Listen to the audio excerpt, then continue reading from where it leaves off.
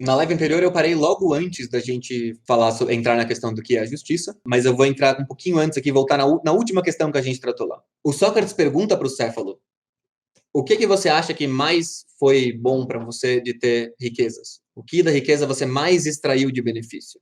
E o Céfalo faz um argumento que é interessante, porque imagina que assim, se os seus deuses gostam de oferendas caras e não gostam que você não dê oferenda, e se os teus deuses vão te mandar para o céu se você for bom para eles e para o inferno se você não for bom, eis que ter grana é a diferença entre ir para o céu e inferno às vezes, porque vai te ajudar a ter oferendas.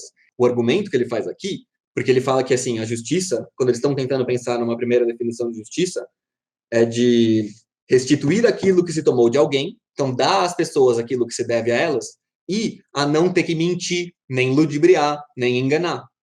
E isso é o tipo de coisa que, quanto menos você tem, ele acha que você tem mais razão para ter que fazer para sobreviver. Então, a falta de recurso te bota numa situação de cometer mais injustiças. Mas ele faz também o ponto de que, assim, não adianta nada você ter riqueza se você não tiver a personalidade, a vontade e tudo mais de fazer o que é certo, porque senão, com ou sem grana, você vai fazer as coisas que te levam para o inferno e para a prisão. Isso era o 331A. Agora a gente está aqui no 331C. O Céfalo usa esse argumento todo que eu acabei de explicar, e aí o Sócrates responde: falas maravilhosamente, ó Céfalo, mas essa mesma qualidade da justiça, diremos assim simplesmente que ela consiste na verdade e em restituir aquilo que se tomou de alguém, ou diremos antes que essas mesmas coisas, umas vezes é justo, outras vezes é injusto fazê-las. Como este exemplo, e ele cita um exemplo que eu já citei antes aqui, que é você empresta suas armas para um cara, e aí, quer dizer, um cara te empresta as armas dele. Se você assumir isso como uma definição, você vai chegar nesse problema em que, assim, tal, vai chegar o seu amigo totalmente ensandecido, porque viu a mulher trair, alguma coisa assim, vai voltar para casa, vai vir para você e pedir, me dá as armas que eu te emprestei, e você sabe exatamente o que ele vai fazer, e que é horrível para ele, e você, assim, eles chegam à conclusão de que seria meio estranho dizer que é justo devolver para o seu amigo um negócio que vai fazer ele se ferrar. Então, não é tão simples assim, não é absoluto. Não é que simplesmente a definição de justiça é restituir às pessoas aquilo que se deve a elas. Porque às vezes é para você não restituir às pessoas aquilo que você deve a elas. Daí ele diz, portanto, não é esta a definição de justiça. E o Polemarco, que é o filho do Céfalo, ele intervém e ele não está satisfeito.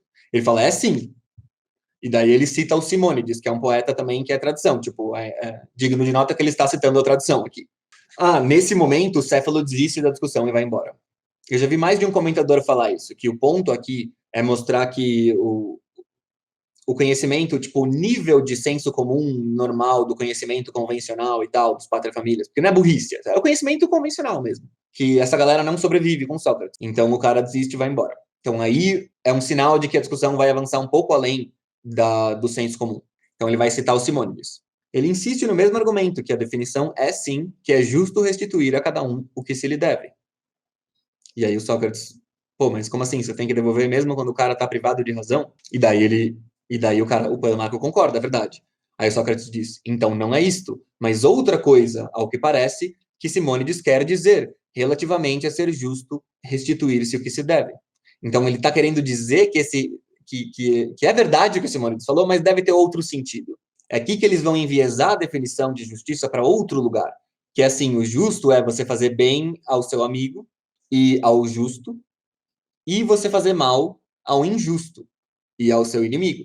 E o meu argumento é de que, quando eles entram nessa definição, parece um pouco estranho, mas meio que é a definição implícita da gente.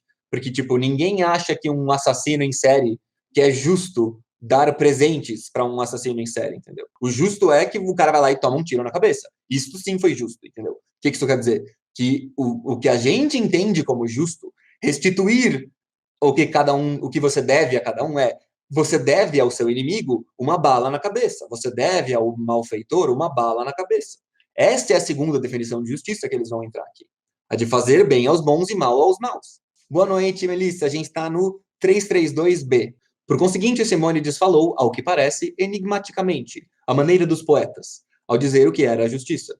O pensamento dele era, aparentemente, que a justiça consistia em restituir a cada um o que lhe convém, e a isso chamou ele restituir o que é devido. Então, não é o que é devido, não é o que você deve exatamente, mas é o que convém. Dar a cada um o que convém. E o que convém é bem para os bons, mal para os maus, bem para os amigos, mal para os inimigos e tudo mais. Então, O que é justo depende de quem é o outro.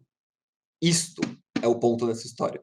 E é o que faz toda a diferença. É bom guardar esse ponto, mas não é pra lá que ele vai agora. Mas ele vai entrar por esse ponto aqui, que é tipo, tá, beleza, a gente vai mesmo dizer que é justo fazer mal aos malvados, mas será mesmo que é justo transformar alguém e mais injusto ainda? Quando você é injusto com o outro, eles entendem isso aqui, porque ele não tá falando de punição, porque a gente tá falando, tipo, a gente teria que evoluir um pouco mais para dizer que o que convém ao malvado é a punição e não o mal. A explicação oficial nas revistas, nas leis, politicamente correta, é que o criminoso deve ser punido. Mas, assim, cá entre nós, a gente sabe que o normal também é que você queira que o cara morra mesmo, entendeu? Que você queira que o cara se foda. Não é simplesmente que você quer que ele seja punido para que ele se torne uma pessoa melhor, entendeu? Quem é mais capaz de fazer bem aos amigos doentes e mal aos inimigos, em questão de doença e de saúde? O médico. Tipo, o médico consegue dar venenos pro inimigo e remédios bons pro amigo. E aí o Sócrates pergunta: e aos navegantes, relativamente aos perigos do mar? É o piloto, ele que sabe, sei lá, como que você destrói os caras que estão no barco ou salva eles. E o justo, então? Em que atividade e para que serviço ele é mais capaz de ajudar os amigos e prejudicar os inimigos? Ele fala no combate contra uns e a favor de outros, me parece. Bem, na verdade, meu caro Polemarco, para quem não estiver doente, o médico é inútil. É verdade.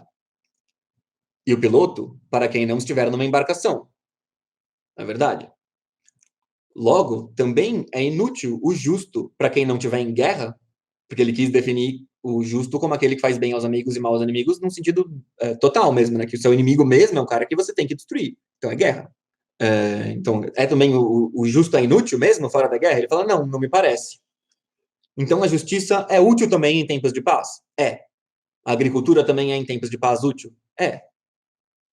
Então a arte do sapateiro também é? É. Então, a justiça, para que utilidade ou aquisição dirias que é vantajosa em tempos de paz? Para os contratos, Sócrates. Para isso que a justiça serve. Refere-te a parcerias ou qualquer outra espécie de contratos? Sim.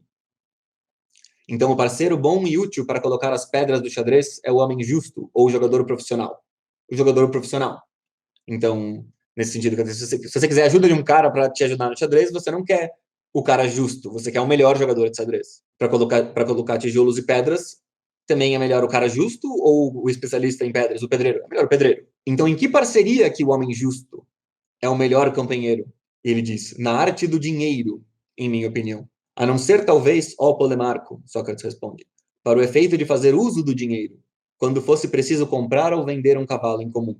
Nesse caso, seria o tratador de cavalos ou não? Parece que assim é.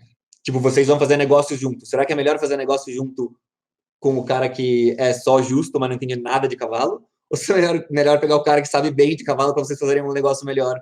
Então, acaba sendo melhor pegar com um cara que entende de cavalo. Então, eles estão tentando entender para que serve essa justiça.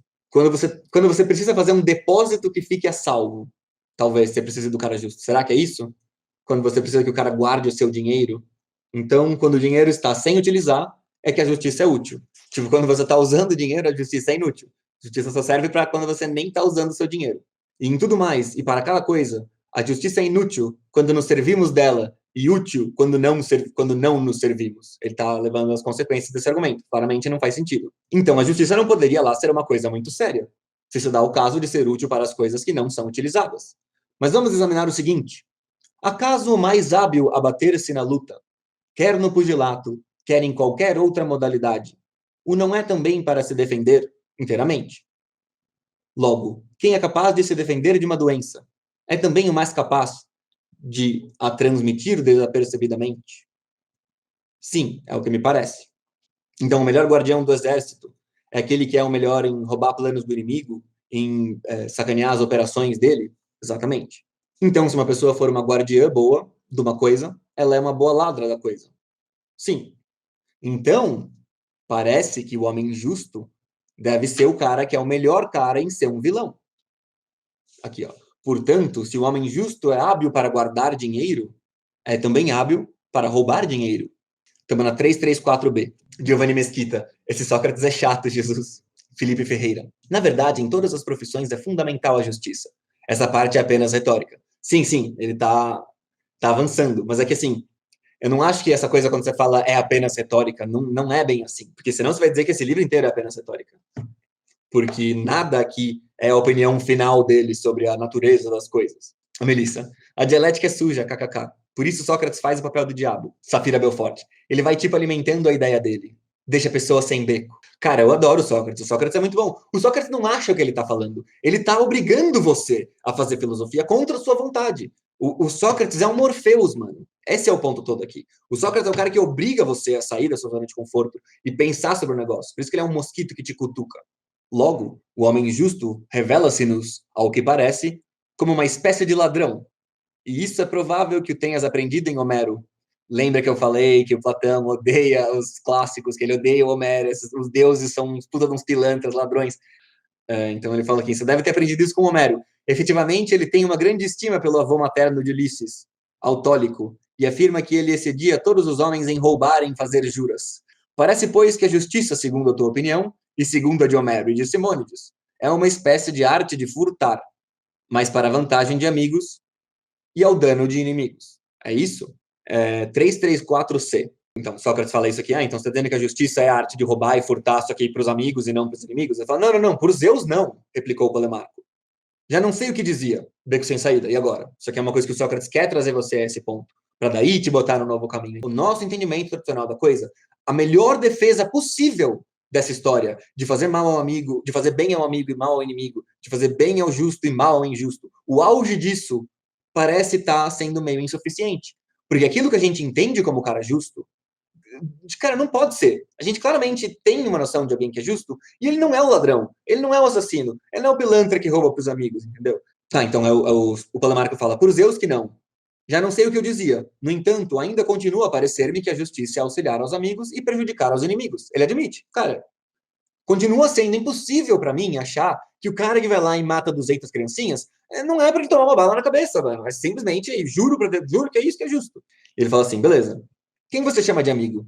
Aos que parecem honestos ou aos que são de fato honestos, mesmo quando não parecem? E a mesma coisa dos inimigos e amigos. Quem você chama de amigo? Aquele que parece amigo, que você acha que é amigo, ou aquele que realmente é amigo? Ele fala, obviamente é quem realmente é e não só quem parece. Mas os homens não se enganam a esse respeito? De maneira que, às vezes, o honesto parece desonesto e o desonesto honesto, e o inimigo amigo e o amigo inimigo? Sim, claro. Logo, para esses, os bons são inimigos e os maus são amigos. Precisamente. Não obstante, para essas pessoas, a justiça é ajudar os maus e prejudicar os bons, que é isso que vai acontecer se você se enganar. É mesmo assim que acontecerá. Mas vamos corrigir-nos, pois é provável que não nos tenhamos definido corretamente o que é amigo e o que é inimigo. Mas é isso, então, a gente para aqui com essa história de que, assim, claramente tem algum problema com a definição de que é justo fazer bem ao bom e mal ao errado. Mas que ainda assim parece a coisa mais certa que a gente tem. O mais próximo que a gente já chegou da verdade parece isso. Agora podem perguntar até coisa que não tem nada a ver com Platão, se vocês quiserem. Qual foi o contraponto mesmo do Sócrates a essa ideia de fazer mal à pessoa má? Eles mostram o problema, mas ele não traz a alternativa. E o problema é que você se engana. Felipe Ferreira. É a limitação intrínseca humana. Não temos a onipotência para, como disse o Gandalf, dar vida aos que morrem e não merecem, então não devemos matar os que não merecem viver. Sequer temos a onisciência para saber quem merece morrer ou viver. É a moral do Senhor dos Anéis, onde Gollum acaba sendo útil pela providência no final, é verdade. É verdade, é verdade. Tipo, nossa, esse ponto é perfeito, cara. Muito bom esse ponto. Que é tipo, em última instância, você nunca sabe. E esse é o grande problema. Ele foi o cara que salvou o reino, na verdade, porque se ele não tivesse feito tudo, talvez tudo tivesse dado errado. Então, de algum jeito, você não pode dizer isso.